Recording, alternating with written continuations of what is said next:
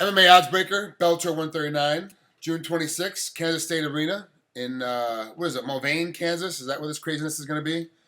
Yep, Mulvane, right outside Derby, my hometown, where I grew up. That's Dave Rickels. If you don't know who it is, the caveman. Getting ready to fight John Allessio. One of my former training partners, John, is here in Vegas. I haven't worked out with him in it's been a couple of years now, just because of my schedule and his schedule. But Dave, how are you looking at this fight? Like, what are you and your trainers looking at for this fight coming in? How do you think it's going to break out? Man, John Allessio has been around for a long time. He's a veteran.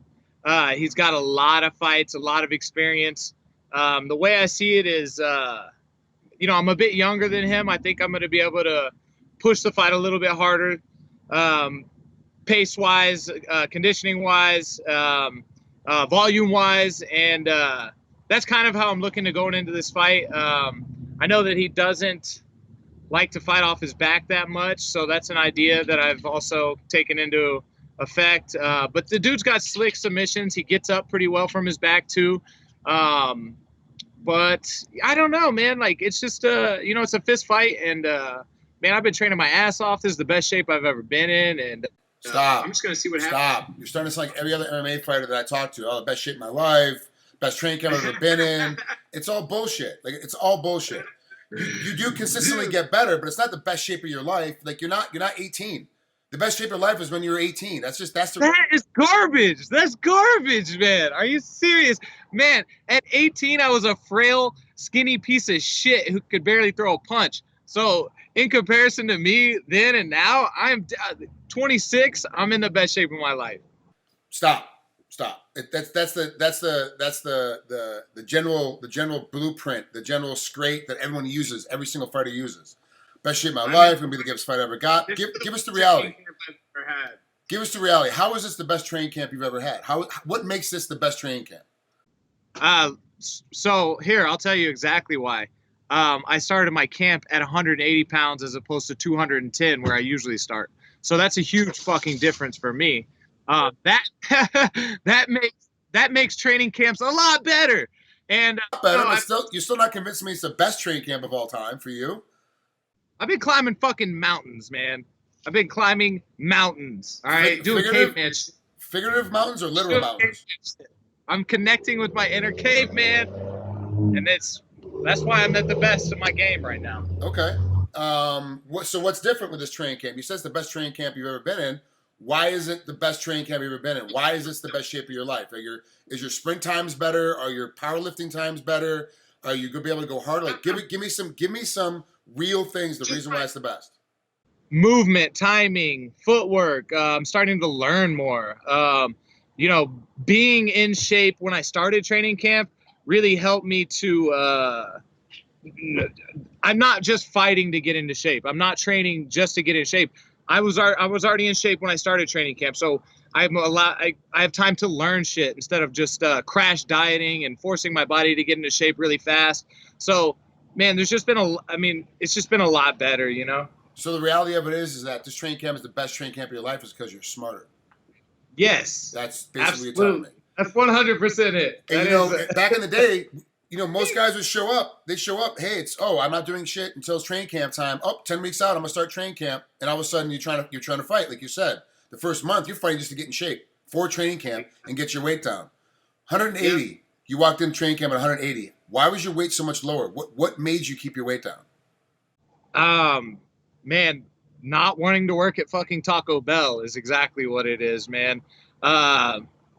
Bellator's been doing pretty good things, I think, and they're starting to rise up and they're starting to pay guys more money. And I'm like, this is a career that I want to have for a long time. I don't want to be a flash in the pan. So do I want to be a professional fighter? So I kind of sat back and fucking analyzed my life and got all chi and meditated and whatnot. And long story short, I started realizing that if I'm going to be a professional fighter, I've got to do it all year round. Smart. So you got smarter. So now what do you tell the new guy that walks in the gym and goes, hey, Dave, I'm going to train for 3 months and I'm going to go ahead and I'm going to be, I'm going to be the champ in like a year from now and I'm jumping into Bellator and I'm being a belt. What do you tell that kid when he walks in? From your knowledge base now, what are you telling that kid when he walks in? What's messed up is like, I'm that's what I'm telling my training partners right now. Is like, I have all these like, no, you should do it this way, you should do it that way, and they're like, David, you're the guy who used to drink 40s and crab rangoons 6 weeks out from your fight, so I don't know who you're talking to. But that's the thing, is I'm doing things differently now, and like I can feel how much of a difference it's making in my training and my preparation and how I feel on a day-to-day basis. So you know, I want to tell people about it, but they still see old caveman. Yeah, I mean, and that's the reality of it, is that we all learn from our mistakes, and part of your mistakes was drinking 40s and eating crab rangoons. That's part of your mistake. Now you've changed your diet. We've talked about it before. You've changed your diet. You've gotten serious about your strength and conditioning. You've gotten serious about really giving up a lot of the extra crap that made you. I don't want to, you know, it made you happy. Like drinking 40s and eating crab rangoons made you happy, but you're having to sacrifice that stuff.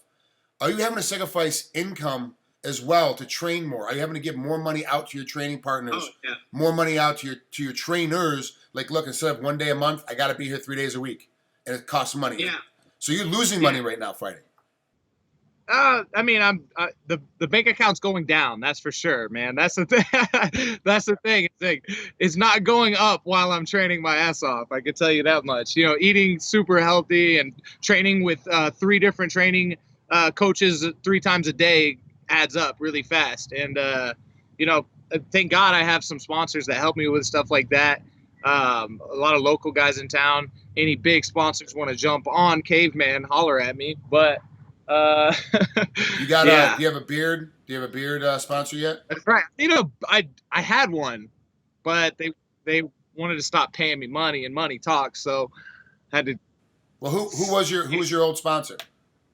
They were the Mod Cabin. Man, they were awesome. It was good stuff. I like the people, man. I like them out there, but I got to get paid for this shit. Yeah, no, for real. And the Mod Cabin actually sponsors me, so it's like I understand, and it's. Oh, they traded Caveman in for the new model. No. Trust me, our deals are not the same. Believe that. Let's just say that if I was not to do any more sponsorship with them, they'd be okay. They'd be fine. Yeah. There's no dollar amount in there that your deal was much better. It was much more lucrative for you than mine is. But it's you know, it is one of those situations where right now I'm just kind of like, you know, I'm not fighting. I'm not getting punched in the head. So I have different avenues of income coming in, but I'm also taking risks. Like I'm also like paying trainers, you know, to get me up to the next level for stunts and acting. I'm having to pay acting coaches. I have to pay these things. And so really it hasn't changed for me in that aspect. For you to make the dedication and go, I've really got to pay more money out during my training camps to make more money at the end of it. In this fight, you're probably going to make less money because it's the same amount of money that you were going to make because that's your contract, but you're putting more out during training camp. You're making a real investment. What is your family saying about you making this investment? What's your lady saying about you making this investment? Because they see the pocketbooks coming down. They realize they can't go out to eat. They realize they're not getting more dresses and more jewelry because you're like, look, it's either, you know, buy you a trinket or pay for meals for a month. Like I'm gonna go. I gotta eat. You know, I gotta eat. Well, I'll tell you what, man. Like the greatest thing ever happened when I decided that, you know, I wanted to live to fight instead of fight just to live. And then, you know, so I'm really enjoying my training. I'm really enjoying everything. And I'm wanting to win. You know, I'm not wanting to just get paid in this sport. Like I'm wanting to win. I'm wanting to be a top tier fighter. And, you know, that just makes me a much happier person, which translates to my woman being a lot happier, my family being a lot happier with the person that I am. So, man, you know, like in a roundabout way, the money might be going down, but I'm making everybody around me much happier just by me being happier myself. It's not going to be that way for long. I told you when you were out of Couture's training with Tim Lane for a little bit, and I saw you out there hitting mitts and really watching you develop and then seeing you fight that next fight, seeing the improvement and watching the improvement. And I'm going to be honest, you were improving a little bit less than I thought you would improve between each fight. But then between the last 2 fights, all of a sudden you had a big jump. And part of it is being happier. Part of it is dedicating more of your income, more of your time to being a professional fighter. And it slowly progresses. And you're at an age where you can do that. At 26, you can pull that off. Yeah. It's simply loving what I'm doing right now. Like when my attitude and my mind is behind it, I feel unstoppable. And, you know, that's where I'm at right now. So I'm really grateful. It's fucking cool. The money's going to come up. The money for sure is going to come up and get better. It's gonna increase. It's going to get there for you because you're one of those guys that's just fan favorite. They like your attitude. They like the caveman. They like the style that you kind of bring out. They like how you swing for the fences and that you're definitely trying to put a guy out every time that you fight. You're super exciting. So even when you lose, you're still like, I'm still trying to bring it. I'm still trying to get in there and make it happen. But there is a question I got to ask you. You know, with this, live and die by the sword, man. Yeah. Hey, either come home with your shield or on it. One or the other. That's the way Damn fighting straight. should be. You know, you're 16-3. Alessio is an astounding 35-17. The experience level has got to go with him. He spent more time inside. He's been fighting so long. He actually fought in rings. Like it still was a ring. So he's been around for a long time. It's very difficult to kind of judge a guy like that. No matter what you look at it for his record, he had like a 4-fight losing streak or a 5-fight. One of them was a no contest. You know, he finally won his last fight. He's back on a winning streak. You've been up and down a little bit. You know, if you go back your last 5 or so, you know, you beat Awad, you lose to Chandler, you beat Ambrose. 3 and 2 my last 5. Okay, so it's like you're up and down a little bit. Like it's been a little bit. It hasn't been a smooth patch as of late, but you're definitely improving. Yeah. You got to assume that Alessio, being a veteran that he is going to improve too. He's going to make some adjustments, and he's at a point in his career at 35. Like you said earlier, you're the younger guy. You're going to be able to push that pace on him. At 35, he's going to make some adjustments too, if he wants to stay in the game. If he just wants to pitter-pat and play around, he can get knocked out by Dave Rickels and collect his paycheck and go home. You're not assuming that's the kind of guy showing up. Besides his striking, which we all know John's a very good striker. He's one of those guys that likes to stay on his feet. Where else is John Allessio dangerous? You know, he throws up submissions pretty well. He's not, and he even lands takedowns in his fights. So the guy's pretty dangerous everywhere. Here's how I'm looking at this fight. I'm expecting one of the best John Allessios to show up. If he doesn't, then he's in fucking trouble. But if the best John Allessio shows up and the best caveman shows up, we're gonna put on a goddamn good fight. And you know, that's what I'm expecting. That's who I'm expecting to see out there. But what I really believe, man, is that I just don't think he can take it from me, man. I confidently feel that this is where you're going to start to see me climb up. My mind is in a better place. My training is going better. This, that. It's a whole spectrum of things that are just a much better me as a fighter and a person. So you knock out John Allessio first round, best case scenario. You go out there, it's a 35-second war, you smash him up. The fight's on June 26th. How soon after that would you like to fight again? No damage, you're taking no damage, you're taking no heat, you've just gone through a long, hard training camp. Michael Chandler, the very next weekend. Really, you would fight Michael that fast? You'd want to fight Hell Michael yeah! that fast? If I went out injury free, yes, 100%. Okay, well, there it is. You know, you beat John Allessio. You want Michael Chandler next week as long as you come out undamaged. If you are damaged, of course, take a little bit longer. You want to get a little heel time in and get prepared for that. But why Chandler? Why do you want that fight so much more as opposed to somebody else that you lost to? Chandler is the only person I've ever looked at who, before I fought him, I thought he was better than me. I lost to Patricky, and you know, I think that was a lot of my I had a lot going on at that time, and I don't want to make excuses and this and that because Patricky's good. He's got a lot of power. He hit me, fucking knocked me out. But Michael Chandler is the only person who, before the fight, I've ever really doubted. Like, I had doubts. I was like, oh my God, I don't know if I can beat this guy. Like, he's scary to watch. Like, he's good, blah, blah, blah. That's the only guy that's ever done that to me. And I'm just at a point where I think that I can beat anyone.